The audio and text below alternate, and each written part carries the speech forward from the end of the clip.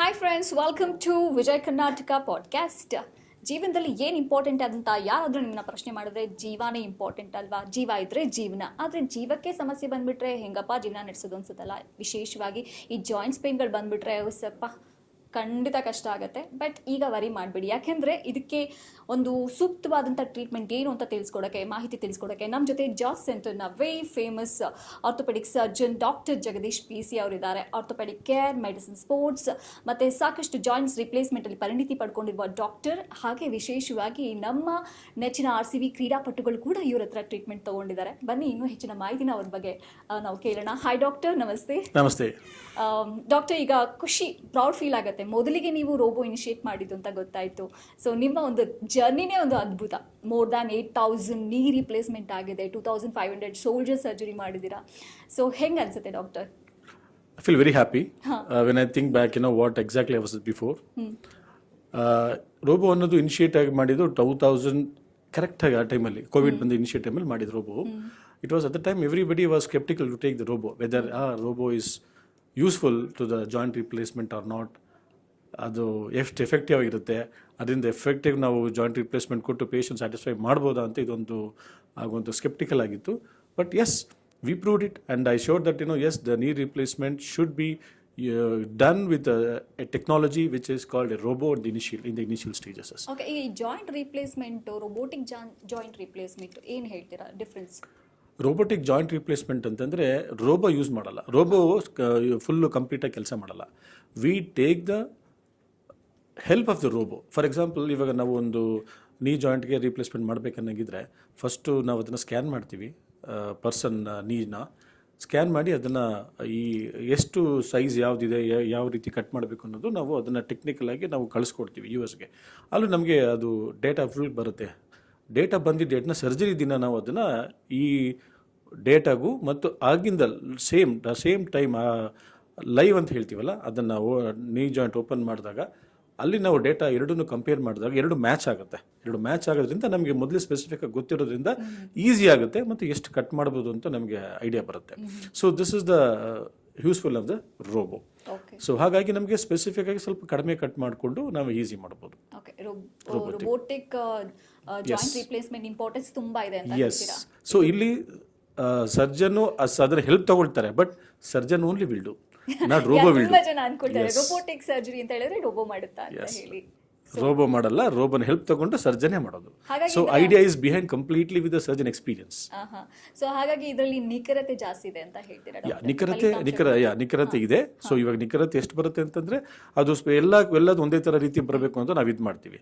So ಅದೇ ಆ ರೀತಿನೂ ಈಗ ನೆಕ್ಸ್ಟ್ ಈಗ ಬರ್ತಾ ಆಗಿಂದ ಒಂದು ಕಾಲದಲ್ಲಿ ಇತ್ತು ಸ್ಪೆಸಿಫಿಕ್ ತಗೋಬೇಕು ಅಂತ ಅಂದ್ಬಿಟ್ಟು. ಬಟ್ ಈಗ ಏನಾಗಿದೆ ಅಂದ್ರೆ ರೋಬೋ ಮಾಡೋ ರೀತಿ ತರನೇ ಕೆಲವು ಇನ್ಸ್ಟ್ರೂಮೆಂಟ್ಸ್ ಎಲ್ಲ ಬಂದಿದೆ.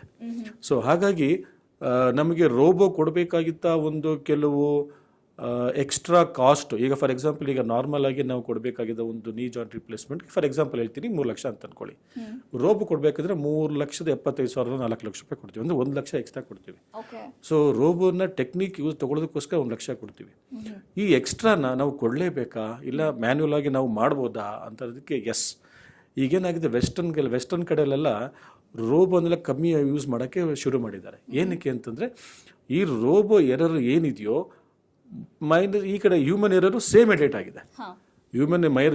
ರೋಬೋಲ್ಲೂ ಸ್ವಲ್ಪ ಎರರ್ ಬರುತ್ತೆ, ಹ್ಯೂಮನ್ಗೂ ಎರರ್ ಬರುತ್ತೆ. So why should you use the robo? That's a question mark just coming out. So ಹಾಗಾಗಿ ರೋಬೋ ಥರನೇ ಕಟ್ ಮಾಡುವಂಥ ಇನ್ಸ್ಟ್ರೂಮೆಂಟ್ಸ್ ಈಗ ಹೆಚ್ಚಾಗಿ ಬಂದಿರೋದ್ರಿಂದ ಕರೆಕ್ಟಾಗಿ ಇವಾಗ ಒಂದು 7mm ಕಟ್ ಮಾಡಬೇಕಂದ್ರೆ 7mmಗೆ ಕರೆಕ್ಟಾಗಿ ಕಟ್ ಮಾಡುವಂಥ ಒಂದು ಕೆಲವು ಇನ್ಸ್ಟ್ರೂಮೆಂಟ್ಸ್ ಬಂದಿದೆ. ಸೊ ಹಾಗಾಗಿ ಈಗ thinking is why you should use robo when you are able to generate the same surgery specifically and very clearly. Do you need extra pay, put a burden to the patient? ಇದು ಇವಾಗ question mark debate ಬರ್ತಾ ಇರೋದು international ಲೆವೆಲಲ್ಲಿ. ಇದಕ್ಕೆ ಏನು solution ಕೊಡ್ತೀರಾ doctor? ಏನು prefer ಮಾಡಬೇಕು ಅಂತ ಹೇಳಿ?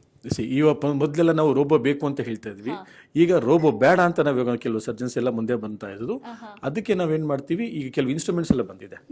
ಈ ಇನ್ಸ್ಟ್ರೂಮೆಂಟ್ಸ್ ಅಲ್ಲಿ ನಾವು ಪರ್ಸನಲೈಸ್ಡ್ ನೀ ರಿಪ್ಲೇಸ್ಮೆಂಟ್ ಆರ್ಥೋಪ್ಲಾಸ್ಟಿ ಅಂತ ಹೇಳ್ತೀವಿ. ಅಂದ್ರೆ ಪರ್ಸನಲೈಸ್ಡ್. ಈಗ ನಿಮ್ಮ ಒಂದು ನೀ ಒಂದು ಡಿಫ್ರೆಂಟ್ ಪೊಸಿಷನ್ ಇರುತ್ತೆ, ನನ್ನ ಒಂದು ನೀ ಡಿಫ್ರೆಂಟ್ ಪೊಸಿಷನ್ ಇರುತ್ತೆ, ಇನ್ನೊಬ್ರು ಡಿಫ್ರೆಂಟ್ ಪೊಸಿಷನ್ ಇರುತ್ತೆ, ಎಲ್ಲರದ್ದು ಒಂದೇ ಇರಬೇಕು ಇರ್ಬೇಕಂತಲ್ಲ. ಕೆಲವ್ರಿಗೆ ಬೆಂಡ್ ಇರುತ್ತೆ, ಹೌದು. ಹುಡ್ದಾಗಿಂತ ಬೆಂಡ್ ಇರುತ್ತೆ. ಕೆಲವರು ಸ್ಟ್ರೈಟ್ ಆಗಿರುತ್ತೆ, ಕೆಲವು ಹುಡ್ದಾಗಿನ ಸ್ವಲ್ಪ ಹೊರಗಡೆ ಇರುತ್ತೆ. ಸ್ವಲ್ಪ ಹೊರಗಡೆ ಇರೋದು ತುಂಬ ಕಡಿಮೆ, ಆದರೆ ಸ್ಟ್ರೈಟ್ ಆಗಿರೋರಿಗೆ ಮತ್ತು ಸ್ವಲ್ಪ ಬೆಂಡ್ ಇರೋದು ಜಾಸ್ತಿ. ನಾವು ಎಲ್ಲರಿಗೂ ಒಂದೇ ರೀತಿಯಾಗಿ ಸ್ಟ್ರೈಟ್ ಆಗಿ ನಿಲ್ಲಿಸ್ಬಿಟ್ರೆ ಏನಾಗುತ್ತೆ, ಬಾಡಿ ಅಡಾಪ್ಟ್ ಆಗೋದಿಲ್ಲ. ಕೆಲವು ಮಸಲ್ಸು ವೀಕ್ ಆಗ್ತವೆ, ಕೆಲವು ಮಸಲ್ಸ್ ಅದನ್ನು ತಗೊಳ್ಳೋದಕ್ಕೆ ಹೊಸ ಜಾಯಿಂಟ್ ಅಂತ ಅದನ್ನು ಮೈಂಡ್ ಇದು ಮಾಡ್ಕೊಳ್ಳುತ್ತೆ, ರೀಡ್ ಮಾಡಲ್ಲ ಬ್ರೈನ್.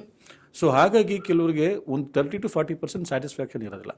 ನೀ ರಿಪ್ಲೇಸ್ಮೆಂಟ್ ಅಂದರೆ ಆಗಿದ ತಕ್ಷಣ ಒಂದು 70% ಮಾತ್ರ, ಒಂದು 60 to 70% ಮಾತ್ರ ಜಾಯಿಂಟ್ ಚೆನ್ನಾಗಿರುತ್ತೆ. ಇನ್ನು 30-40% ಅವರಿಗೆ ಜಾಯಿಂಟು ನಾನು ಹೊಸದಾಗಿ ಹಾಕಿದ್ದೀನಿ, ಏನೋ ಒಂಥರ ಒಳಗಡೆ ಅಡ್ಜಸ್ಟ್ ಆಗೋಕ್ಕೆ ಭಾಳ ಕಷ್ಟ ಆಗುತ್ತೆ. ಸೊ ಇಂಥವ್ರಿಗೆ ಏನು ಮಾಡಬೇಕು ಅಂತಂದರೆ, ಅವರು ಹೇಗೆ ಜಾಯಿಂಟ್ ಮೊದಲು ಹೇಗಿದೆಯೋ ಅದೇ ರೀತಿ ನಾವು ಜಾಯಿಂಟ್ ಹಾಕೋದು ಒಳ್ಳೆಯದು. ಹೇಗೆ ಅದನ್ನು ನಾವು ಪರ್ಸ್ನಲೈಸ್ ನೀ ರಿಪ್ಲೇಸ್ಮೆಂಟ್ ಅಂತೀವಿ. ಅಂದರೆ ಅವ್ರ ಜಾಯಿಂಟ್ ತಕ್ಕಂತೆ ನಾವು ಅದನ್ನ ಲೆವೆಲ್ ಕಟ್ ಮಾಡ್ತೀವಿ. ಇದು ಈಗ ನ್ಯೂ ಕಾನ್ಸೆಪ್ಟ್. ಮೊದಲೇನು ಮಾಡ್ತಿದ್ರು, ಎಲ್ಲರಿಗೂ ಸೇಮ್ ರೆಡಿಮೇಡ್ ಫಿಟ್ ಥರ ಹಾಕೋದು, ಎಲ್ಲರಿಗೂ ಒಂದು ಅದೇ ರೀತಿ ಕಟ್ ಮಾಡು ಎಲ್ಲ ಹಾಕು, ಸೊ ಅಡ್ಜಸ್ಟ್ ಆಗೋದು ಕಷ್ಟ ಆಗ್ತಿತ್ತು. ಈಗೇನು ಮಾಡ್ತೀವಿ, ಈಗ ಅದನ್ನ ಪರ್ಸ್ನಲೈಸ್ಡ್ ಅಂತ ಮಾಡಿ ಅವ್ರಿಗೆ ಎಷ್ಟು ಯಾವ ರೀತಿ ಮೊದಲು ಅವರ ಒರಿಜಿನಲ್ ಹೇಗಿತ್ತೋ ಜಾಯಿಂಟು, ಆ ಜಾಯಿಂಟ್ಗೆ ನಾವೀಗ ನೀ ರಿಪ್ಲೇಸ್ಮೆಂಟ್ ಮಾಡ್ಕೊಡ್ತೀವಿ. ಈ ಜಾಯಿಂಟ್ ಪ್ರಿಸರ್ವೇಟಿವ್ಸ್ ಬಗ್ಗೆ ಏನು ಹೇಳ್ತೀರಾ? ಈ ಜಾಯಿಂಟ್ ಪ್ರಿಸರ್ವೇಟಿವ್ ಅಂತಂತಂದ್ರೆ, ಈಗ ಆರ್ಥರೈಟಿಸ್ ಆಗ್ತಾ ಇದೆ, ಇದನ್ನ ಆಗೋಕ್ಕಿಂತ ಮುಂಚೆ ನಾವು ತಡಿಬೇಕು. ಹೇಗೆ ತಡಿಬೋದು? ಈಗ ಕೆಲವು ಸಲ ಏನಾಗುತ್ತೆ ಅಂದರೆ, ಮಂಡಿ ಸವಿಯೋದು ಒಂದು ಒಳಗಡೆ ಭಾಗ ಸವಿಯುತ್ತೆ, ಇದಕ್ಕೆ ಮೀಡಿಯಲ್ ಕಂಪಾರ್ಟ್ಮೆಂಟ್ ಅಂತ ಹೇಳ್ತೀವಿ.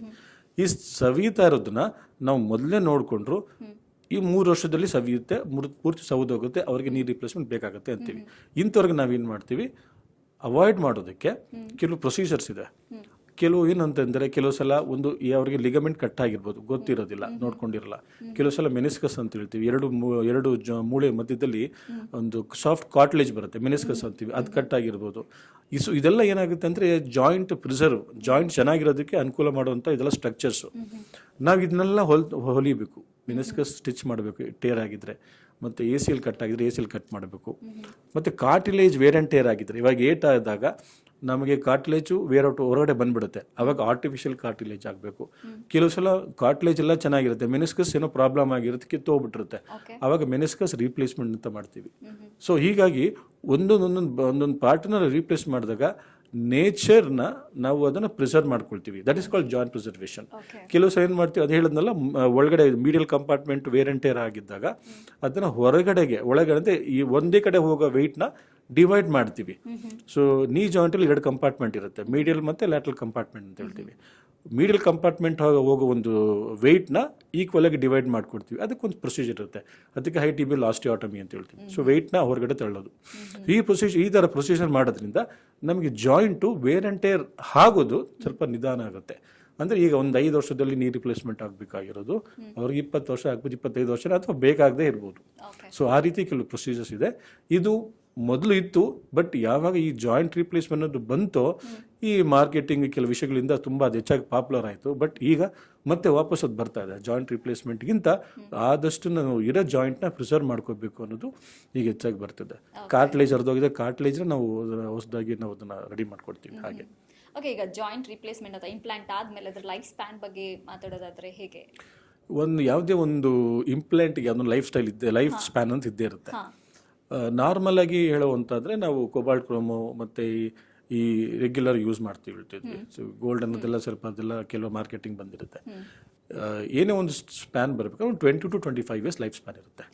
ಬಟ್ ಇದು ಹೇಗೆ ಅಂತಂತಂದರೆ, ಎಲ್ಲನೂ ಡಿಪೆಂಡ್ ಆಗೋದು ನಾವು ಜಾಯಿಂಟ್ ಎಷ್ಟು ಚೆನ್ನಾಗಿ ಮಾಡಿರ್ತೀವೋ, ಮೇಂಟೆನೆನ್ಸ್. ಅಂದರೆ ಫಸ್ಟು ಹಾಕಿರೋದು ಇಂಪಾರ್ಟೆನ್ಸ್ ಹೇಗಿರುತ್ತೆ ಅಂತ. ನಾನು ಹೇಳಿದ್ನಲ್ಲ ನಿಮಗೆ, ಪರ್ಸನಲೈಸ್ ನೀ ಆರ್ಥೋಪ್ಲಾಸ್ಟಿ ಅಂತ, ಅದು ಮಾಡಿದಾಗ ಅದು ಕರೆಕ್ಟಾಗಿ ಒಂದು ಅಲೈನ್ಮೆಂಟ್ ಅಲ್ಲಿ ಕೂತ್ಕೊಂಡಿರುತ್ತೆ ಎಷ್ಟು ಬೇಕು ಅಷ್ಟು. ಆಮೇಲೆ ಕೆಲವು ವಿಷಯಗಳು ಮಾಡಬಾರ್ದು ಅಂತ ಹೇಳ್ತೀವಿ. ಈಗ ಕೆಳಗಡೆ ಕೂತ್ಕೋಬಾರ್ದು ಹೆಚ್ಚಾಗಿ ಅಂತ ಹೇಳ್ತೀವಿ. ಸೊ ಕೆಳಗಡೆ ಕೂತ್ಕೊಳ್ಳೋದ್ರಿಂದ ಮತ್ತೆ ವೇರ್ ಆ್ಯಂಡ್ ಟೇರ್ ಮತ್ತೆ ಜಾಸ್ತಿ ಆಗುತ್ತೆ. ಮತ್ತು ಎಷ್ಟು ಬೇಕೋ ಅಷ್ಟು ಅವ್ರು ಯೂಸ್ ಮಾಡಿಕೊಂಡ್ರೆ ಲೈಫ್ ಸ್ಪ್ಯಾನ್ ಮತ್ತೆ ಚೆನ್ನಾಗಿರುತ್ತೆ. 20-25 years. Definitely it is everything. What we do is some around 70% ಅಂದರೆ 80-30% ಪೇಷಂಟ್ ಅಂತ ಕೊಟ್ಟಿರ್ತೀವಿ. ಅವ್ರು ಇಷ್ಟ ನೋಡ್ಕೊಳ್ತಾರೆ, ಅಷ್ಟು ಚೆನ್ನಾಗಿ ನಾವು ಜಾಯಿಂಟ್ ಇರುತ್ತೆ. ಓಕೆ ಡಾಕ್ಟರ್, ಇನ್ನೊಂದು ಕೆಲವೊಂದು ಸ್ಪೋರ್ಟ್ಸ್ ಇಂಜುರೀಸ್ಗಳು ಶುರುನಲ್ಲಿ ಗೊತ್ತಾಗಲ್ಲ, ಫ್ಯೂಚರ್ ಡೇಸಲ್ಲಿ ಅವ್ರಿಗೆ ಆಮೇಲೆ ಪೇನ್ ಕಾಣಿಸ್ಕೊಳ್ಳೋದು ಅಥವಾ ಈ ಥರ ಸಿಂಪ್ಟಮ್ಸ್ಗಳು ಕಾಣಿಸ್ಕೊಳ್ಳುತ್ತೆ. ಆ ಟೈಮಲ್ಲಿ ಯಾವ ರೀತಿ ನೀವು ರೆಫರ್ ಮಾಡ್ತೀರಾ? ಯಾವ ಏಜ್ ಗ್ರೂಪ್ಗೆ ಸರ್ಜರಿ ಸೂಕ್ತ ಅಂತ? ಈಗ ನಾನು ಹೇಳ್ದಂಗೆ, ಇವಾಗ ಕೆಲವು ಲಿಗಮೆಂಟ್ ಇಂಜುರಿ ಟೇರ್ ಆಗುತ್ತೆ. ಈಗ ಆಟ ಆಡ್ತಿರ್ತಾರೆ, ಜಂಪ್ ಮಾಡ್ತಾರೆ, ಆಗೋದಕ್ಕೆ ಟ್ವಿಸ್ಟ್ ಆಗುತ್ತೆ, ACL ಹರಿದೋಗುತ್ತೆ. ಏನು ಮಾಡ್ತಾರೆ, ಇನಿಷಿಯಲಿ ನೋವು ಬರುತ್ತೆ. ನೋವು ಬಂದಾಗ ಮಾತ್ರೆಗಳು ತಗೊಳ್ತಾರೆ, ಇಲ್ಲ ಕೆಲವು ಸಲ ಮೆಡಿಸಿನ್ ಫಿಸಿಯೋಥೆರಪಿ ಮಾಡಿಸ್ಕೊತಾರೆ. ಇದೆಲ್ಲ ಏನಂತಂದ್ರೆ ಟೈಮ್ ಬೀಯಿಂಗ್ ನೋವು ಕಡಿಮೆ ಆಗ್ಲಿಕ್ಕೆ ಅಷ್ಟೇ. Over A period of time ಏನಾಗುತ್ತೆ ಅಂದರೆ ಸವಿಯೋದಕ್ಕೆ ಶುರು ಆಗುತ್ತೆ. ಈಗ ನೀಯಲ್ಲಿ 2 ಲಿಗಮೆಂಟ್ ಅನ್ನೋದು ತುಂಬ ಮುಖ್ಯ. Anterior cruciate ligament, posterior cruciate ligament ಅಂತ 2 ಇರ್ತೀವಿ, ಕ್ರಿಸ್ ಕ್ರಾಸ್ ಆಗಿರುತ್ತೆ. 2ರಲ್ಲಿ ಯಾವ್ದಾದ್ರು ಒಂದು ಅಂದರೆ ಆಂಟೀರಿಯರ್ ಕ್ರೂಷಿಯೇಟ್ ಲಿಗಮೆಂಟ್ ರೆಗ್ಯುಲರ್ ಆಗಿ ಹೋಗುವಂಥದ್ದು ಲಿಗಮೆಂಟ್. ಈ ಲಿಗಮೆಂಟ್ ಅರ್ಧೋದಾಗ ಏನಾಗುತ್ತೆ ಅಂದರೆ ಒಂದು ಲಿಗಮೆಂಟಲ್ಲಿ ನೀರು ಕೂತಿರುತ್ತೆ. ಸೊ ಪಿವೋಟಿಂಗ್ ಆಗ್ತಾ ಇರುತ್ತೆ. ಅಂದರೆ ನಾವು ಪಿವೋಟಿಂಗ್ ಸ್ಪೋರ್ಟ್ಸ್ ಆಡುವಾಗ ಅದು ಅಲ್ಲಾಡ್ಕೊಂಡು ನಮಗೆ ಗೊತ್ತಿರಲ್ಲ ಮೈಕ್ರೋ ಮೋಷನ್ ಆಗ್ತಾ ಇರುತ್ತೆ. ಆ ಮೈಕ್ರೋ ಮೋಷನ್ ಆಗ್ತಾ ಆಗ್ತಾ ಆಗ್ತಾ ಅದು ಒಳಗಡೆ ಕಾರ್ಟಿಲೇಜ್ ವೇರ್ ಆ್ಯಂಡ್ ಟೇರ್ ಆಗುತ್ತೆ. ಸೊ ಲಿಗಮೆಂಟ್ ಆಸ್ ಸಚ್ ಪರ್ಸೆ ನಿಮಗೆ ನೋವು ಕೊಡುವಂಥದ್ದಲ್ಲ. ಇವಾಗ ಲಿಗಮೆಂಟ್ ಟೇರ್ ಆಗಿದ್ರೆ ನೋವು ಕೊಡಲ್ಲ. ನೋವು ಬಂತು ಅಂತಂದ್ರೆ it is something wrong, that is major ಆಗಿದೆ ಅಂತ. ಇದರ ಮೆನಿಸ್ಕಸ್ ಹರಿದೋಗಿರುತ್ತೆ, ಇಲ್ಲ ಕಾರ್ಟಿಲೇಜ್ ಪ್ರಾಬ್ಲಮ್ ಆಗುತ್ತೆ. ಯಾವಾಗ ಕಾರ್ಟಿಲೇಜ್ಗೆ ಪ್ರಾಬ್ಲಮ್ ಆಗುತ್ತೋ ಆಗ ಪೇಷಂಟ್ಸ್ಗೆ ನೋವು ಅನ್ನೋದು ಬರ್ತಾರೆ. ಆವಾಗಲೇ ನೋವು ಅಂತ ಕನ್ಸ್ಕೊಂಡು ಬರೋದು. ಅದು ಯಾವಾಗ ಲಿಗಮೆಂಟ್ ಹರಿದು ಒಂದು 4-5 ವರ್ಷನೂ ಆಗಿರ್ಬೋದು, ಅಷ್ಟೊತ್ತಿಗೆ ಸ್ವಲ್ಪ ಡ್ಯಾಮೇಜ್ ಆಗಿರುತ್ತೆ. ಸೊ ACL ಲಿಗಮೆಂಟ್ ಟೇರ್ ಆಗಿದ ತಕ್ಷಣ ಅದನ್ನು ತೋರಿಸ್ಕೊಂಡು ಡಯಾಗ್ನೋಸ್ ಮಾಡಿಕೊಂಡು ಅದಕ್ಕೆ ಟ್ರೀಟ್ಮೆಂಟ್ ತಗೊಳ್ಳೋದು ಬಹಳ ಸೂಕ್ತ. ಓಕೆ, ಯಾವ ರೀತಿ ಯೂಶಲಿ ಇಂಜುರೀಸ್ಗಳಾಗುತ್ತೆ ವಿಶೇಷವಾಗಿ ಸ್ಪೋರ್ಟ್ಸ್ ಪರ್ಸನ್ಸ್ಗಳಿಗೆ? ಮತ್ತೆ ಈ ಸರ್ಜರಿ ಒಂದೇನೆ ಫೈನಲ್ ಟ್ರೀಟ್ಮೆಂಟ್, ವಿತೌಟ್ ಸರ್ಜರಿ ಕೂಡ ಟ್ರೀಟ್ಮೆಂಟ್ ಸಿಗುತ್ತಾ, ಹೇಗೆ? ಫೈನಲ್ ಇವಾಗ ಲಿಗಮೆಂಟ್ ಇಂಜುರಿ ಆಗಿದ ತಕ್ಷಣ ಅವ್ರಿಗೆ ಲಿಗಮೆಂಟ್ ರೀಕನ್ಸ್ಟ್ರಕ್ಷನ್ ಮಾಡ್ಕೊಳ್ಳೋದ್ರಿಂದ ಡ್ಯಾಮೇಜ್ ಆಗೋದು ತುಂಬ ಕಡಿಮೆ ಆಗುತ್ತೆ. ಈಗ ಫಾರ್ ಎಕ್ಸಾಂಪಲ್ ನಾನು ಹೇಳ್ದಂಗೆ ಕಾರ್ಟಿಲೇಜ್ ವೇರ್ ಆ್ಯಂಡ್ ಟೇರ್ ಆಗುತ್ತೆ. ಆಮೇಲೆ ಮತ್ತೆ ಈ ಮೆನಿಸ್ಕಸ್ಸು ಅರ್ಧೋಗಿರಲ್ಲ, ಬಟ್ ಸಬ್ಸಿಕ್ವೆಂಟ್ ಆಗಿ ಮತ್ತೆ ಇಂಜುರಿ ಆಗಿರುತ್ತೆ. ಈಗ ಪಿವೋಟಿಂಗ್ ಸ್ಪೋರ್ಟ್ಸಲ್ಲಿ ತುಂಬ ಕಾಮನ್ನು. ಯಾವುದು ಪಿವೋಟಿಂಗ್ ಸ್ಪೋರ್ಟ್ಸ್ ಅಂತಂದರೆ ಇವಾಗ ಬ್ಯಾಸ್ಕೆಟ್ಬಾಲು, ಶಟಲ್ ಬ್ಯಾಡ್ಮಿಂಟನ್ ತಿರುಗಬೇಕು, ಆಮೇಲೆ ಸ್ಕ್ವಾಶು. ಸೊ ಇವೆಲ್ಲ ಪಿವೋಟಿಂಗ್ ಸ್ಪೋರ್ಟ್ಸ್. ಫುಟ್ಬಾಲ್ ಹೆಚ್ಚಾಗಿ ಒಂದು ನೀ ಮೇಲೆ ತಿರುಗಿ ಆಡುವಂಥ ಇವೆಲ್ಲ ಸ್ಪೋರ್ಟ್ಸ್ ಇರುತ್ತೆ. ಇಲ್ಲಿ ನಮಗೆ ಹೊಡೆಯುವಂಥದ್ಕಿಂತ ಟರ್ನಿಂಗ್ಸ್ ಆಗುತ್ತೆ.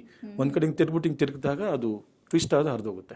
ಸೊ ಈ ಥರ ಪಿವೋಟಿಂಗ್ ಸ್ಪೋರ್ಟ್ಸಲ್ಲಿ ವೆರಿ ಕಾಮನ್ ಆಗಿರುತ್ತೆ.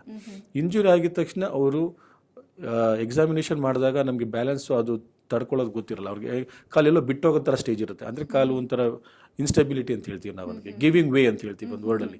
ಆ ಗಿವಿಂಗ್ ವೇ ಬಂದಾಗ ಅವರು ಅದನ್ನು ಗಮನ ತೊಡ್ಕೊಂಡು ಇಮಿಡಿಯೇಟಾಗಿ MRI ಮಾಡಿಸ್ಕೊಂಡು ಟ್ರೀಟ್ಮೆಂಟ್ ತೊಗೊಳ್ಳೋದು ಭಾಳ ಮುಖ್ಯ. ಈ ಟ್ರೀಟ್ಮೆಂಟ್ ಅವು ತೊಗೊಂಡಾಗ್ಲೇ ನಮಗೆ ಏನಂತಂದರೆ ಕೆಲವು ಜನ ಅನ್ಕೊಂತಾರೆ ಲಿಗಮೆಂಟು ನನಗೆ ಅರ್ಧೋಗಿದೆ, but I am still able to walk. Yes, you will be able to walk, you will be able to do staircase climb down on, but at any one point of time if you get again the instability ಎಲ್ಲೋ ತಿರುಗಿಬಿಡುತ್ತೆ ಅನ್ಕೊಳ್ಳಿ, ಮತ್ತೆ ಆಗ subsequent it is meniscus ಆಗಲಿ cartilage ಆಗಲಿ ಮತ್ತೆ tear ಆಗುತ್ತೆ, damage ಜಾಸ್ತಿ ಆಗುತ್ತೆ. ಅಂದ್ರೆ ಈಗ ಸರ್ಜರಿ ಆದ್ಮೇಲೆ ರಿಕವರಿ ಪೀರಿಯಡ್ ಬಗ್ಗೆ ಏನು ಹೇಳ್ತೀರಾ ಡಾಕ್ಟರ್? ಬಿಕಾಸ್ ಕೆಲವರು they will be like hurry to get to work, ಅಥವಾ ಕರಿಯರ್ ಡ್ಯಾಮೇಜ್ ಆಗಿಬಿಡುತ್ತೆ, ನಾನು ಜಾಸ್ತಿ ಟೈಮ್ ಗ್ಯಾಪ್ ಕೊಡೋಕ್ಕಾಗಲ್ಲ ಅಂತ, ಏನು ಹೇಳ್ತೀರಾ? ಎನಿ ಸರ್ಜರಿ ಆದಮೇಲೆ ಒಂದು ಟೈಮ್ ಪೀರಿಯಡ್ ಇರುತ್ತೆ. ಸೊ ಹಾಗೇನೆ ಇದು ಪ್ರೋಟೋಕಾಲ್ ಅಂತ ಹೇಳ್ತೀವಿ. ಅದಕ್ಕೆ ಇವಾಗ ಲಿಗಮೆಂಟ್ ರೀಕನ್ಸ್ಟ್ರಕ್ಷನ್ ಆಗಿದ ತಕ್ಷಣ ನಮಗೆ ಒಂದು 3 months ಕೊಡ್ತೀವಿ. 3 monthsಲ್ಲಿ ನಮ್ಮ ಹಾಕಿರೋ ಒಂದು ಗ್ರಾಫ್ಟ್ ರೀಪ್ಲೇಸ್ ಮಾಡೋದು. ಅಂದರೆ ಇವಾಗ ಲಿಗಮೆಂಟ್ ಅರ್ಧೋಗಿರೋದು ಒಂದು ಬ್ಲಡ್ ಸಪ್ಲೈಲಿ ಹೊಟ್ಟೋಗ್ಬಿಡುತ್ತೆ, ನಾವು ಅದಕ್ಕೆ ರೀಪ್ಲೇಸ್ ಗ್ರಾಫ್ಟ್ ಹೊಸದಾಗಿ ಹಾಕ್ತೀವಿ. So that is called ACL reconstruction ಅಂತೀವಿ. ರೀಕನ್ಸ್ಟ್ರಕ್ಟ್ ಮಾಡ್ತೀವಿ ಹೊಸದಾಗಿ. ಮಾಡಿದ ಮೇಲೆ ಅದನ್ನು 3 ತಿಂಗಳವರೆಗೂ ನಮ್ಗೆ ಟೈಮ್ ಪೀರಿಯಡ್ ಇರುತ್ತೆ, where the graft has to incorporate to the ಬೋನಲ್ಲಿ ಅದು ಸೇರ್ಕೋಬೇಕು. ಅದು 3 ತಿಂಗಳು ಬರುತ್ತೆ. 3 ತಿಂಗಳವರೆಗೂ ನಾವು ಅದನ್ನು ಎಷ್ಟು ಚೆನ್ನಾಗಿ ಜೋಪಾಡ್ಕೊಂಡು ಮಾಡ್ತೀವೋ ಅಷ್ಟು ಜೋಪಾನವಾಗಿ ಮುಂದೆ ನೆಕ್ಸ್ಟ್ 3 months ಅದನ್ನು ಸ್ಟ್ರೆಂಥನಿಂಗ್ ಕೊಡ್ತೀವಿ. Strengthening and condition for the ನೀ ಅಂತ ಹೇಳ್ತೀವಿ. ಆವಾಗ ವರ್ಕೌಟ್ ಮಾಡಿಸಿ ಅವ್ರಿಗೆ ಮಸಲ್ಸ್ ಎಲ್ಲ ಸ್ಟ್ರೆಂಥನ್ ಮಾಡಿಸಿ ಆಮೇಲೆ ಅವ್ರಿಗೆ at the end of 5th to 6th month ಅವ್ರಿಗೆ ಪ್ರೋಪ್ರಿಯೋಸೆಪ್ಟಿವ್ ಅಂತ ನಾವು ಅವ್ರಿಗೆ ವರ್ಕೌಟ್ ಕೊಡ್ತೀವಿ. ಅಂದರೆ ಮಸಲ್ಸ್ ಅಲ್ಲಿವರೆಗೂ ಅವ್ರು ಕೆಲಸ ಮಾಡಿರಲ್ಲ, ಓಡಿರಲ್ಲ, ಆಟ ಆಡಿರಲ್ಲ.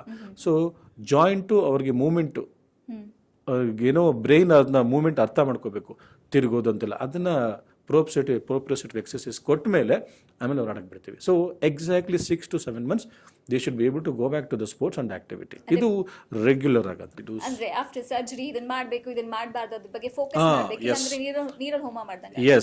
Yes very important. After surgery ಏನಂತಾರೆ, ಕೆಲವು ಪೇಷಂಟ್ಸು ಎದ್ದ ತಕ್ಷಣ ಸರ್ಜರಿ ಆಗಿದ ತಕ್ಷಣ ಫುಲ್ ನೀ ಬೆಂಡ್ ಮಾಡಿಬಿಡೋದು, ಕೆಳಗಡೆ ಕೂತ್ಕೊಂಡ್ಬಿಡೋದು, ಇದೆಲ್ಲ ಇದೇ ಮಾಡ್ತಾರೆ.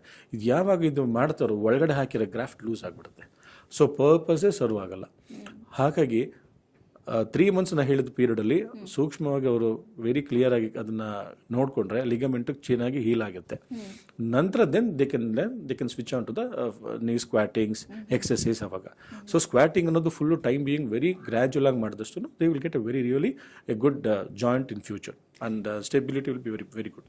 ಆ್ಯಂಡ್ ನಿಮಗೆ ಹ್ಯಾಟ್ಸ್ ಆಫ್ ಹೇಳಬೇಕು ಡಾಕ್ಟರ್, ಬಿಕಾಸ್ ಎಷ್ಟು ಜನಕ್ಕೆ ಪಾಸಿಟಿವ್ ರಿಸಲ್ಟ್ ಸಿಕ್ಕಿದೆ and they are all happy in their life. So example ನಮ್ಮ ಕ್ರೀಡಾಪಟುಗಳದ್ದೇ ತೊಗೊಳ್ಬೇಕು ಅಂತ ಹೇಳಿದ್ರೆ ನಮ್ಮ ವೆಸ್ಟ್ ಇಂಡೀಸ್ ಪ್ಲೇಯರ್ಸ್ ಅವ್ರ ಬಗ್ಗೆ ಅವರು ಕೂಡ ನಿಮ್ಮ ಹತ್ರನೇ ಟ್ರೀಟ್ಮೆಂಟ್ ತೊಗೊಂಡ್ರು ಅಂತ ಕೇಳಿದೆ. ಏನು ಹೇಳ್ತೀರಾ ನಿಮ್ಮ ಒಂದು ಲೈಫ್ ಜರ್ನಿ ಬಗ್ಗೆ ಮತ್ತು ಎಕ್ಸ್ಪೀರಿಯನ್ಸ್ ಬಗ್ಗೆ ಏನಾದರೂ ಒಂದು? Yes, yes. See, one of the challenge for any surgeon is to put the players back to the sports. That's a very big challenge. ಯಾ ವಯಸ್ಸಾದವ್ರನ್ನ ನಡೆಸೋದು ಭಾಳ easy, yeah okay, because very simple ನಡೆಸೋದು. But challenge is when youngsters, their life, I still remember, when any small athletes ಆಗಲಿ, Darren Sami ಪಾಪ ಬಂದಾಗ ಅವಾಗ he was about to cry because why, ನಾನೇನಾದರೂ ಒಂದು ಮಾತು ಅವಾಗ ಅವ್ರಿಗೆ ಹೊರಗಡೆ ಹೇಳಿದ್ರೆ ಈ ರೀತಿ ಅವ್ರ ಲಿಗಮೆಂಟ್ ಟ್ರೀಟ್ಮೆಂಟ್ ಬರ್ತೀರಂತಂದ್ರೆ you would have been out of the team. Imagine out of the team ಅಂತಂದ್ರೆ ಇಸ್ ಕರಿಯರ್ ಇಸ್ ಗಾನ್. ಅವ್ರ ಟೈಮಲ್ಲಿ ಪಾಪ ಆವಾಗ ತಾನೇ ಅವ್ರು ಸೆಲೆಕ್ಟ್ ಆಗಿ ಹೊರಗಡೆ ಬಂದು ಕೂತ್ಕೊಂಡಿದ್ದವರು ಅದನ್ನ ಹಾಗೆ ಬಿಟ್ಬಿಟ್ವಿ. ಸೊ ಅಂದರೆ but he was gaining his momentum, it became back to the sports. So ಇದೊಂಥರ ಖುಷಿ ಕೊಡುತ್ತೆ, ಯಾಕಂದರೆ ಅವ್ರೊಂದು ಲೈಫ್ ವಾಪಸ್ ಬ್ಯಾಕ್ ಟು ದ ಸ್ಪೋರ್ಟ್ಸ್. ಹಾಗೆಯೇ ತುಂಬ ಜನ ಕ್ರಿಕೆಟರ್ಸ್, ಇವನ್ ಜೋಶ್ನ ಚಿನ್ನಪ್ಪ ಈಗ ರೀಸೆಂಟಾಗಿ she got a Padmashri award also. She is a squash player. ಅವಳು ಅಷ್ಟೇ 2 ಸಲ ಸರ್ಜರಿ ಮಾಡಿಸ್ಕೊಂಡು 2 ಸಲನೂ she is gone back to the sports again and she won the tournament. She won the squash champion for India also, world champion ಸ್ಕ್ವಾಶಲ್ಲಿ. So ಹಾಗಾಗಿ ಪ್ರತಿಯೊಬ್ಬರ ಪ್ಲೇಯರ್ಸ್ನು ಅವರ ಪ್ರೀ ಇಂಜುರಿ ಲೆವೆಲ್ ಹೋದಾಗ, ಅಂದರೆ ನಾರ್ಮಲ್ ಕಂಡೀಷನ್ ಬಂದಾಗ, really will be very happy about it. Okay, future ಡೇಸಲ್ಲಿ doctor ಇನ್ನು ಅಫೋರ್ಡಬಲ್ ಪ್ರೈಸಲ್ಲಿ ನಮಗೆ ಈ ಒಂದು ಸರ್ಜರಿ ಟ್ರೀಟ್ಮೆಂಟ್ ಎಲ್ಲ ಸಿಗ್ಬಹುದಾ, ಹೇಗೆ? ಇದು ಅಫೋರ್ಡಬಲ್ ಪ್ರೈಸ್ ಅನ್ನೋದು ಹೇಳೋದಕ್ಕಿಂತ something which when we do an MRI, we'll get some around 95% sensitivity, what ligament has torn, what meniscus is torn. But when we go inside, when we put a scope inside, there might be a lot of extra also, or may not be also. So if I tell that somebody like, this is a X cost which I'm going to put you for a surgery ಅಂತಂದ್ರೆ, but ಒಳಗಡೆ ಹೋದಾಗ camera ಹಾಕಿದಾಗ ಇದಕ್ಕಿಂತ ಸ್ವಲ್ಪ ಜಾಸ್ತಿನೇ ಆಗ್ಬೋದು. So putting the cost in constrained, ನಾವು we cannot give a justice to the patients. So ಅವಾಗ ಸ್ವಲ್ಪ ಕಷ್ಟ ಆಗುತ್ತೆ. ಸೊ ಹಾಗಾಗಿ ಒಂದು ಅಥ್ಲೀಟ್ನ ನಾರ್ಮಲ್ ಸ್ಟೇಜ್ಗೆ ತೊಗೊಂಬರ್ಬೇಕು ಅನ್ನೋಗಿದ್ರೆ, I think we need to have a little bit of open in anything about it, the constraints ಅಂತ ಮಾಡೋಕ್ಕಾಗಲ್ಲ. ಓಕೆ, ಇನ್ನು ಅಡ್ವಾನ್ಸ್ ಟೆಕ್ನಾಲಜಿ ಫ್ಯೂಚರ್ ಡೇಸಲ್ಲಿ ನಾವು ನೋಡ್ಬೋದಾ, ಹೇಗೆ? Definitely advantages. ಸಿ ಏನೇ ಅಡ್ವಾನ್ಸ್ ಸ್ಟೇಜಸ್ ಏನೇ ಬಂದ್ರೂ, something which I was about to tell about some artificial ligament ಅಂತ ಕೆಲವು ಬಂದಿದೆ. ಸೊ ಏನಾಗಿ ಅಡ್ವಾನ್ಸ್ಡ್ ಲಿಗಮೆಂಟ್ಸ್ ತುಂಬ ಏನಾಗುತ್ತೆ ಅಂದರೆ, ಒರಿಜಿನಲ್ಗಿಂತ ಯಾವುದು ಬೆಸ್ಟ್ ಅಲ್ಲ. ಸಿ ಇವಾಗ ಕೆಲವು ಜನ ಏನು ಹೇಳ್ತಾರೆ, ಆರ್ಟಿಫಿಷಿಯಲ್ ಗ್ರಾಫ್ಟ್ ಬಂದಿದೆ ಅಂತ ಹೋಗ್ತಾರೆ. ಈ ಆರ್ಟಿಫಿಷಿಯಲ್ ಗ್ರಾಫ್ಟು ಹೊರಗಡೆ ದೇಶದಲ್ಲೆಲ್ಲ ಫೇಲ್ಯೂರ್ ಆಗಿ ಬಂದಿರೋದು. Got my point. ಸೊ ನಮ್ಮ ಇಂಡಿಯಾನ ಒಂಥರ ಥರ್ಡ್ ಕಂಟ್ರಿಗೆ ಅಲ್ಲಿ ಯೂಸ್ ಆಗದಿರೋದನ್ನ ಇಲ್ಲಿ ಬಂದು ಡಬ್ಬ ಮಾಡೋದು, ನಮ್ಮ ಜನ ಯೂಸ್ ಮಾಡೋದು. ಸೊ ಏನಾಗುತ್ತೆ ಅಂದರೆ, ಇದು ಇನಿಷಿಯಲ್ ಸ್ಟೇಜಸ್ ಚೆನ್ನಾಗಿರುತ್ತೆ, 1 2 3 ಮಂತ್ 2 years 3 years ಚೆನ್ನಾಗಿರುತ್ತೆ. ಆಮೇಲೆ ಹೋಗ್ತಾ ಅದು ಸ್ಟೆಬಿಲಿಟಿ ಕಲ್ತ್ಕೊಳ್ಳಲ್ಲ, ಲೂಸ್ ಆಗಿರುತ್ತೆ. ಸೊ ಇನಿಷಿಯಲ್ ಸ್ಟೆಬಿಲಿಟಿ ಅವ್ರಿಗಿರಲ್ಲ, ಇನ್ ಫ್ಯೂಚರ್ ಆಗುತ್ತೆ. ಈಗ ನೋಡಿ, ನಾವೆಲ್ಲ ಆಟೋಗ್ರಾಫ್ಟ್ ನಮ್ಮ ಬಾಡಿಯಿಂದ ತೊಗೊಂಡು ಹಾಕೊಂಡಿರೋದು ವರ್ಷಾನ್ಗಟ್ಲೆ ಇರುತ್ತೆ, 15-20 ವರ್ಷ ಇರುತ್ತೆ. ವೆರಸ್ ಈ ಆರ್ಟಿಫಿಷಿಯಲ್ ಆಗಿರೋದು ಇನಿಷಿಯಲಿ ಮಾತ್ರ ಸ್ಟೇಬಲ್. ಕೆಲವು ಸಲ ಹೇಳ್ತಾರೆ, ನಮ್ಮ ಗ್ರಾಫ್ಟ್ ತೊಗೊಂಡ ತಕ್ಷಣ ಪೇಷಂಟ್ಗೂ ಖುಷಿ ಆಗ್ಬಿಟ್ಟಿರುತ್ತೆ, ನಮ್ಮ ಬಾಡಿಯಿಂದ ತೊಗೊಳ್ಳಲ್ಲ, ಆರ್ಟಿಫಿಷಿಯಲ್ ಗ್ರಾಫ್ಟ್ ಹಾಕ್ತಾರೆ. ಆರ್ಟಿಫಿಷಿಯಲಿಂದ ಯಾವ ತಾನೇ ಜನಕ್ಕೆ ಇರುತ್ತೆ? When we are going for organic, why artificial? Simple. So you have to our own body. Autograft ಅನ್ನೋದು very important than any artificial things. So ಈ ನಿಟ್ಟಿನಲ್ಲಿ ಒಂದು ಮನೆಗೆ ಅಡಿಪಾಯ ಎಷ್ಟು ಇಂಪಾರ್ಟೆಂಟ್ ಆಗುತ್ತೋ, ನಮಗೆ ಆಧಾರ ಸ್ತಂಭ ನಮ್ಮ ಮೂಳೆಗಳು, ಅದನ್ನ ನಾವು ಕೇರ್ ಮಾಡಬೇಕು. ಸೊ ನಮ್ಮ ಆಡಿಯನ್ಸ್ಗೆ ನಿಮ್ಮ ಕಿವಿ ಮಾತು ಫೈನಲಿ. ಪ್ರತಿಯೊಬ್ಬರ ಪೇಷಂಟ್ ಒಂದೇ ಹೇಳೋದೇನಂತಂದರೆ, ಯಂಗರ್ ಸೈಜ್ ಆಗಲಿ ಆರ್ ಓಲ್ಡ್ ಏಜ್ ಆಗಲಿ, ಒಂದು ಫುಡ್ಡಲ್ಲಿ ಚೆನ್ನಾಗಿರಬೇಕು. ಒಂದು ಹೆಚ್ಚಾಗಿ ಡ್ರೈ ಐಟಮ್ಸ್ ಎಲ್ಲ ತೊಗೊಳ್ಳೋ ಕಮ್ಮಿ ಮಾಡ್ಕೋಬೇಕು. ಆಮೇಲೆ ಈಗ ಮೊದಲು ತುಪ್ಪ ಬೇಡ, ತುಪ್ಪ I will suggest everybody to eat the ghee. ಇದು ಗೀ ಅಂತದಿಲ್ಲ, ಸಿಗೋದಿಲ್ಲ ಹೊರಗಡೆ. ಆರ್ಗ್ಯಾನಿಕ್ ಗೀ ಅನ್ನೋದು ತುಂಬ ಇಂಪಾರ್ಟೆಂಟು. ತುಪ್ಪ ತೊಗೊಂಡ್ರೆ cholesterol nothing will come about it. It's very good for a joint. And of course I do suggest everybody you can eat about it. ಅಂದರೆ full ಅಲ್ಲ, ಎಷ್ಟು ಬೇಕು ಲಿಮಿಟಲ್ಲಿ ಇದೆ ತೊಗೊಂಡು ತಿನ್ಕೋಬೇಕು, ಅದನ್ನು ಫುಡ್ಡಲ್ಲಿ ಇರಬೇಕು. ಆಮೇಲೆ ಎಕ್ಸಸೈಸ್, ಸಿಂಪಲ್ ಎಕ್ಸಸೈಸ್ ಡೈಲಿ ಮಾಡ್ಕೋಬೇಕು. Rather only at least 15 minutes of exercise is very important than do nothing. ಆಮೇಲೆ ತುಂಬ ಜನ ಕೆಲವರು ಏನು ಮಾಡ್ತಾರೆ, ನೀ ಚೆನ್ನಾಗಿರುತ್ತೆ ಅಂತ ಬರೀ ಸೈಕ್ಲಿಂಗೇ ಮಾಡ್ತಿರ್ತಾರೆ, ಆಮೇಲೆ ಬರೀ ಮೆಟ್ಲೆ ಇರ್ತಾರೆ. No, everything has got its own limit. So do exercise ಅನ್ನೋದು ಮಾಡಬೇಕು. ಮೆಟ್ಲತ್ತು ಇಳಿಬೇಕು, definitely you can do it. 10 ಮೆಟ್ಲು 10 ಮಾಡಿ 20 ಮಾಡಿ ಎಲ್ಲ ಒಂದು ಮರಿ ಮೆಟ್ಲಲ್ಲೇ ಹತ್ಬಿಟ್ಟು ಚೆನ್ನಾಗಿ ಹೆಲ್ತಿ ಆಗಿರೋದು ಅನ್ನೋದು that's good, not good. So ಹಾಗೆ ಕಿಲೋಮೀಟರ್ ಗಟ್ಟಲೆ ಬರೀ ಸೈಕ್ಲಿಂಗ್ ಮಾಡ್ಕೊಂಡು ಹೆಲ್ತಿ ಆಗಿರ್ತೀನಿ ಅನ್ನೋದೆಲ್ಲ. ಸೊ ಅದೆಲ್ಲ ಒಂದು ಲಿಮಿಟ್ಸ್ ಇರುತ್ತೆ. ನೀವು ಜಾಯಿಂಟ್ ಚೆನ್ನಾಗಿ ಇಟ್ಕೊಬೇಕು ಅನ್ನಂಗಿದ್ರೆ ಲಿಮಿಟಲ್ಲಿ ಇಟ್ಕೊಳ್ಳಿ, ಎಕ್ಸಸೈಸ್ ಚೆನ್ನಾಗಿ ಮಾಡ್ಕೊಳ್ಳಿ. ಎಸ್ ಡಾಕ್ಟರ್, ಜಾಯಿಂಟ್ ರಿಪ್ಲೇಸ್ಮೆಂಟ್ ಅಂತ ಬಂದಾಗ ಮೊದಲಿದ್ದಂತಹ ಚಿಕಿತ್ಸಾ ಕ್ರಮಕ್ಕೂ ಇವಾಗ ಬಂದಿರುವಂತಹ ಚಿಕಿತ್ಸಾ ಕ್ರಮಕ್ಕೂ ಏನು ಡಿಫ್ರೆನ್ಸ್ ನಾವು ಕಾಣ್ಬೋದು? ಈಗ ಬರ್ತಾ ಟೆಕ್ನಿಕಲಿ ಇವಾಗ ಒಂದು ಇಂಪ್ಲಾಂಟ್ಸ್ ಆಗಲಿ ಮತ್ತು ಪ್ರತಿಯೊಂದು ಸಲನೂ ಒಂದೊಂದು ಕೆಲವು ಟೆಕ್ನಿಕ್ಸ್ಗಳು ಬರ್ತಾ ಇರ್ತವೆ. ಬಟ್ ಆ ಯಾವುದೇ ಒಂದು ಇಂಪ್ಲಾಂಟ್ಸ್ ಆಗಲಿ ಯಾವುದೇ ಒಂದು ಮೆಟೀರಿಯಲ್ಸ್ ಬಂದ್ರೂ ನಾವು ಅಪ್ಡೇಟ್ ಆಗೋದು ಮೋರ್ ಇಂಪಾರ್ಟೆಂಟು. ಸೊ ಅದಕ್ಕೇನು ಮಾಡ್ತೀವಿ ನಾವು ಮೊದಲು, ಈಗ ನಾನು ನನ್ನ 20 ಇಯರ್ಸ್ 25 ಇಯರ್ಸ್ ಪ್ರಾಕ್ಟೀಸಲ್ಲಿ ಹೋಗಿ ಪ್ರತಿಯೊಂದು ಸಲನೂ ಅಪ್ಡೇಟ್ ಆಗ್ತಿದ್ವಿ. ಇಲ್ಲ Germany, UK and Australia, so ಇಲ್ಲ ಫ್ರಾನ್ಸ್, ಈ ಕಡೆ ಎಲ್ಲ ಕಡೆ ಹೋಗಿ ಒಂದು ಕಲ್ತ್ಕೊಂಡು ಬರೋದು. ಯಾಕಂದರೆ ಅಲ್ಲಿ ಯಾವುದು ಬೆಸ್ಟು, ಯಾವ ಸರ್ಜನಲ್ಲಿ ಬೆಸ್ಟ್ ಇರುತ್ತೋ. ಎಲ್ಲ ಸರ್ಜನ್ ಒಂದೇ ಥರ ಮಾಡಲ್ಲ, ಒಬ್ಬೊಬ್ಬರ ಹತ್ರ ಒಂದು ಸ್ಪೆಷಾಲಿಟಿ ಇರುತ್ತೆ. ಆ ಒಂದೊಂದು ಸರ್ಜನ್ ಸ್ಪೆಷಾಲಿಟಿನೂ ಕಲ್ತ್ಕೊಂಡು ಬಂದು ನಾವು ಅದನ್ನು ಅಪ್ಡೇಟ್ ಮಾಡ್ಕೊಳ್ತೀವಿ. So that is very important. ಆಗ ನಾವು we can give it whatever the present technical ಇರೋ ಅದನ್ನು ನಾವು we can give best result to the patient. Okay. ಹಾಗೆ ಡಾಕ್ಟರ್, ಏಜ್ ಬಗ್ಗೆ ಮಾತಾಡಬೇಕಾದ್ರೆ ಈ ಸರ್ಜರಿ ಅನ್ನೋದು ಏಜ್ ಅದು ಡಿಪೆಂಡ್ ಆಗುತ್ತಾ? ಇಂಥ ಏಜ್ ಅವರೇ ಮಾಡಿಸ್ಕೊಳ್ಬೇಕು ಅಂತ ಹೇಳಿ ಜಾಯಿಂಟ್ ರಿಪ್ಲೇಸ್ಮೆಂಟ್ ಅಂತ ನಾನು ಹೇಳಿದಾಗ ನಾವು ಏಜ್ ಅನ್ನೋದು ನಮಗೆ ಪೇಷಂಟು ನೋವು ಇಂಪಾರ್ಟೆಂಟ್ ಮುಖ್ಯ ಬರುತ್ತೆ. ಈಗ ಕೆಲವು ಸಲ ರುಮಾಟೆಡ್ ಅಂತ ಆರ್ಥೈಟಿಸ್ ಅಂತ ಹೇಳಿದಾಗ ಭಾಳ ಬೇಗನೆ ಜಾಯಿಂಟ್ಸ್ ಎಲ್ಲ ಕ್ರಿಪಲ್ ಆಗಿಬಿಡುತ್ತೆ. ಅವ್ರಿಗೆ ನಾವು ಕಾಯೋಕ್ಕಾಗೋದಿಲ್ಲ, ಯಾಕಂದರೆ ಫುಲ್ ಕ್ರಿಪಲ್ ಆದಾಗ ಮಾಡಲೇಬೇಕಾಗತ್ತೆ. ಅದು 45 ಇರಲಿ 50 ಇರಲಿ. ಬಟ್ ನಾರ್ಮಲ್ ಆಗಿ ಡಿಜನರೇಟಿವ್ ಅಂದರೆ ಏಜ್ ರಿಲೇಟೆಡ್ ಬರೋವಂಥ ಒಂದು ಆರ್ಥೈಟಿಸ್ಗೆ ಡಿಜನರೇಟಿವ್ ಆರ್ಥೈಟಿಸ್ ಅಂತ ಹೇಳ್ತೀವಿ. ಅದು ಬರೋದು ಸಾಮಾನ್ಯವಾಗಿ 65 to 70 ಬರುತ್ತೆ. ಸೊ 70ಯಲ್ಲಿ ನಾರ್ಮಲ್ ಆಗಿ ಮಾಡ್ತೀವಿ. ಬಟ್ ಕೆಲವರು ಏನಾಗಿರ್ತಾರೆ, ಇನ್ನೂ ಅಡ್ವಾನ್ಸಲ್ಲಿ ಏಜಲ್ಲಿ ಬರ್ತಾರೆ. ಅಂದರೆ ಕೆಲವರಿಗೆ 70-80 ವಯಸ್ಸಲ್ಲಿಗೆ ನೀರು ಆರ್ಥರೈಟಿಸ್ ಬರ್ಬೋದು. ಬಟ್ ಅವ್ರಿಗೆ ಫಿಸಿಕಲಿ ಏನಾದ್ರು ಚೆನ್ನಾಗಿದ್ದು, ಅಂದರೆ ಹಾರ್ಟ್ ಕಂಡೀಷನ್ ಚೆನ್ನಾಗಿದ್ದು, ಕಿಡ್ನಿ ಚೆನ್ನಾಗಿದ್ದರೆ ಡೆಫಿನೆಟಾಗಿ ನಾವು ಅವ್ರು ಮಾಡ್ತೀವಿ. ಸೊ ನನ್ನ ಹೈಯೆಸ್ಟು ನಾನು ಮಾಡಿರೋ ರೀಪ್ಲೇಸ್ಮೆಂಟ್ ಏಜ್ ಪೇಷಂಟ್ ಅಂದರೆ 91 ಇಯರ್ಸ್. ತುಂಬ ಗಟ್ಟಿ ಇರೋವಂಥ ಮನುಷ್ಯ 91 ಇಯರ್ಸ್. 91 ಇಯರ್ಸಲ್ಲಿ ಅವ್ರು ಒಂದು ಕೇಳಿದೇನಂತಂದರೆ, ನಾನು ಯಾರ ಜೊತೆಗೂ ಡಿಪೆಂಡೆಂಟ್ ಆಗಿರಬಾರ್ದು, ನನ್ನ ಮಗನಿಗೆ ನಾನು ಡಿಪೆಂಡೆಂಟ್ ಬೇಡ, ನನಗೆ ಇಂಡಿಪೆಂಡೆಂಟ್ ಕೊಡಿ, ಪರವಾಗಿಲ್ಲ ನನ್ನ ಟೇಬಲ್ ಮೇಲೆ ಸತ್ರು ಪರವಾಗಿಲ್ಲ, ನನಗೆ ಇಂಡಿಪೆಂಡೆಂಟ್ ಕೊಡಿ. ಅಂದರೆ ಸೊ ಅವ್ರಿಗೆ ಏನಂತಂದರೆ, ಎಲ್ಲಿ ಆ ಕ್ರಿಪಲ್ ಆಗಿ ಮನೆಯಲ್ಲಿ ಕೂತ್ಕೊಂಡ್ಬಿಟ್ರೆ ಬೇರೆಯವ್ರ ಮೇಲೆ ಡಿಪೆಂಡ್ ಆಗ್ತೀನೋ, ಬೇರೆಯವ್ರು ನಾನು ನೋಡ್ಕೊಳ್ಳೋದಿಲ್ಲ ಏನಂತ ಇದೊಂದೊಂದು ಕಾರಣ ಅಷ್ಟೇ ಇರುತ್ತೆ. ಸೊ ಹಾಗಾಗಿ ನಾವು ರೀಪ್ಲೇಸ್ಮೆಂಟ್ ಮಾಡೋದು ಅಷ್ಟೇ, ಅವ್ರ ಕ್ವಾಲಿಟಿ ಆಫ್ ಲೈಫ್ ಇಂಪ್ರೂವ್ ಮಾಡೋಕ್ಕಿರುತ್ತೆ, ಮತ್ತು ಬೇರೆಯವ್ರ ಮೇಲೆ ಡಿಪೆಂಡ್ ಆಗಬಾರ್ದು ಅಂತ ಇರುತ್ತೆ ಅಷ್ಟೇ, ಇನ್ನೇನಿಲ್ಲ. ಈಗ ನೋಡಿ 65 ವರ್ಷ ನಾವು ಸರ್ಜರಿ ಮಾಡಿದ್ರೆ ಅವ್ರ ಕళ్ళు ಚೆನ್ನಾಗಿ ಹೋದರೆ ಊರೆಲ್ಲ ಸುತ್ತಾಕೊಂಡು ಬರ್ಬೋದು. 65 ವಯಸ್ಸಾದಾಗಲೇ ಅವರೆಲ್ಲ ಹೊರಗಡೆ ಹೋಗೋದು. ಈ ಕಾಶಿ ಆಗಲಿ ಅಥವಾ ರಾಮೇಶ್ವರ ಆಗಲಿ ತಾನೇ ಅವ್ರು ಓಡಾಡೋದು, ಇಲ್ಲದೆ ಓಡಾಡೋದಿಲ್ಲಲ್ಲ. ಕಷ್ಟಪಟ್ಟು ಓಡೋದನ್ನ ಆರಾಮಾಗಿ ಓಡಾಡ್ಕೊಬರ್ಬೋದು. Well said doctor, thank you so much for valid informations. So ನೋಡಿದ್ರಲ್ಲ ಡಾಕ್ಟರ್ ಎಷ್ಟೊಂದೆಲ್ಲ ವ್ಯಾಲಿಡ್ ಇನ್ಫಾರ್ಮೇಷನ್ಸ್ ಕೊಟ್ಟಿದ್ದಾರೆ. ಸೊ ನೀವು ಇಂಡಿಪೆಂಡೆಂಟ್ ಲೈಫ್ ಲೀಡ್ ಮಾಡಬೇಕು, ಯಾವುದೇ ಸಮಸ್ಯೆ ನಿಮ್ಮನ್ನು ಬಾಧಿಸಬಾರ್ದು, ಸ್ಪೆಷಲಿ ಜಾಯಿಂಟ್ ಪ್ರಾಬ್ಲಮ್ ಅಂತ ಹೇಳಿದ್ರೆ ಸೂಕ್ತವಾದ ಟ್ರೀಟ್ಮೆಂಟ್ ಪಡ್ಕೊಳ್ಳಿ, ಜಾಸ್ ಸೆಂಟರ್ನ ಭೇಟಿ ಕೊಡಿ ಅಂತ ಹೇಳ್ತಾ ಇದ್ದೀವಿ. ಇವತ್ತಿನ ವಿಜಯ ಕರ್ನಾಟಕ ಪಾಡ್ಕಾಸ್ಟ್ ಮತ್ತೆ ಸಿಗೋಣ. ನೋಡ್ತಾರೆ ವಿಜಯ ಕರ್ನಾಟಕ ಪಾಡ್ಕಾಸ್ಟ್.